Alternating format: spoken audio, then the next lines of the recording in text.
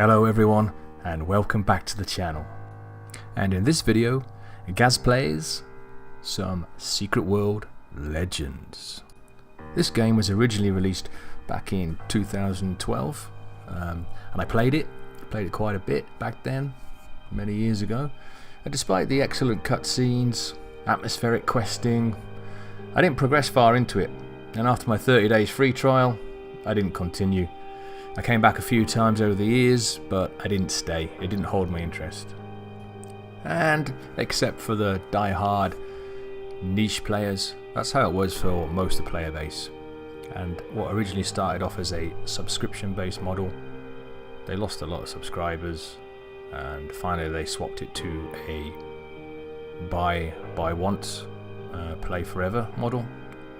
And now we're in the third iteration, if you like, Secret World Legends, and it's now going to be a free-to-play with micro cash transactions. In its previous iteration, the combat and upgrade progression system was difficult to get to grips with, and the game world seemed underpopulated. That was great for the atmosphere of a secret society, Lovecraftian Call of Cthulhu type game, but as a multiplayer game, an MMO in general, it didn't feel very multi.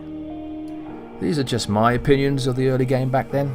I know there are some die-hard Secret World fans out there who have played since release, really know what they're doing, and probably look down on those gamers who found progression confusing. I actually love those type of people. I was one of those in Star Wars Galaxies, and I loved the depth of crafting and resource gathering elitism. However, video game companies need to make money. There are very few who are able to make niche games and say fuck it to the average player who nowadays wants a more streamlined progression reward system. And so we come to the current revamp of Secret World Legends. Here's a quick 3-point checklist. 1. Introduce a more intuitive and simplified combat and progression system. 2. Make the game free to play but profitable. 3. Release it on Steam for greater audience participation. Whether this turns out to be a quick cash grab remains to be seen, and it doesn't really behoove the experience of now to keep going on about how the game used to play or what's better overall, because those new people coming to play this game aren't really going to be interested in how it used to play. Live in the now, baby. Live in the now. So although the game's been available for download from the Funcom webpage for some time now, I think early June or late June, it gets its Steam release tomorrow, July the 31st, 2017. I should imagine that, like all new Steam releases, will bring in a massive amount of players and hopefully breathe even more life into the game. Now, bear in mind this is just a quick play video, just to give you a basic idea of what it's about and wet your whistle a little bit. Let's get started. So the game follows the tried and tested MMO standard of choosing a faction, creating a character, and choosing a class. In this game, factions are called secret societies, and here you get to choose from the Illuminati, Templars, or the Dragon. It has no real bearing on gameplay other than deciding your start location and, spoilers, a magical blowjob, if you choose a certain faction. Pressing play video here will give you a small introductory video into that faction's ethos. Once you've picked your faction stroke secret society, you will then move on to the character creation phase.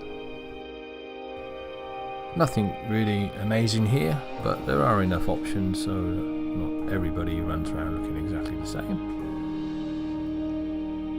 After you finish recreating your godlike self, you move on to the class selection.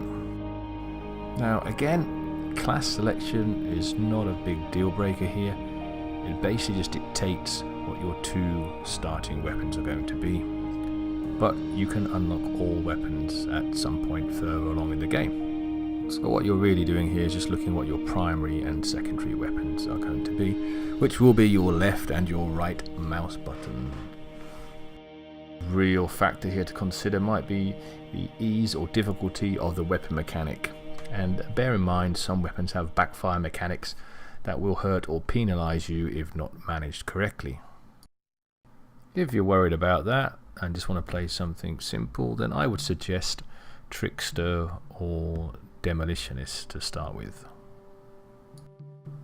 Now, as is pretty standard in most other games, when you enter the game world after creating your character, you play through a small tutorial mission which kind of introduces you to the basic mechanics of the game and the different types of mission that you can get.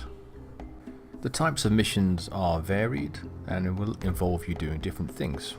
There are story missions, dungeon missions, raid missions, scenario missions, action missions, sabotage missions, investigation missions, side missions, and PvP missions.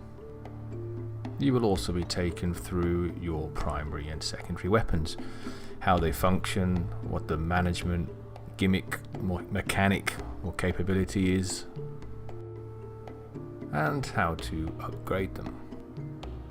Gear quality follows the usual green, blue, purple, rare, magic rare, legendary, epic, whatever you want to call it, system. Not to spoil the game too much, but that's why I speeded this bit up.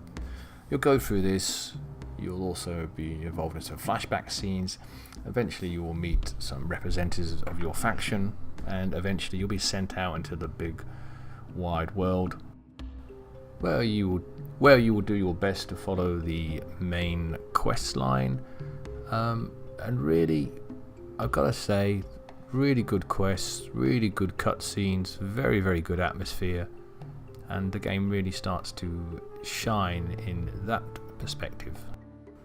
Now, as I mentioned before, there is a cash shop. There will be cries from people of pay to win. I should expect that to happen more in the later part of the game, because the early part of the game there's been absolutely no requirement for any of that.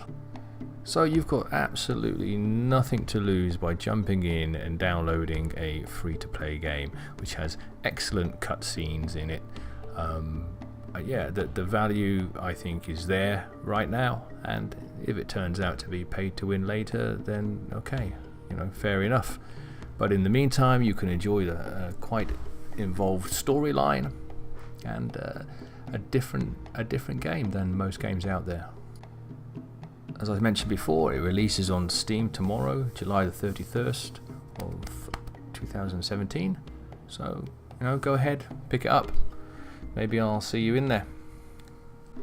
This has been Gaz Plays with a quick look at Secret World Legends. Peace out.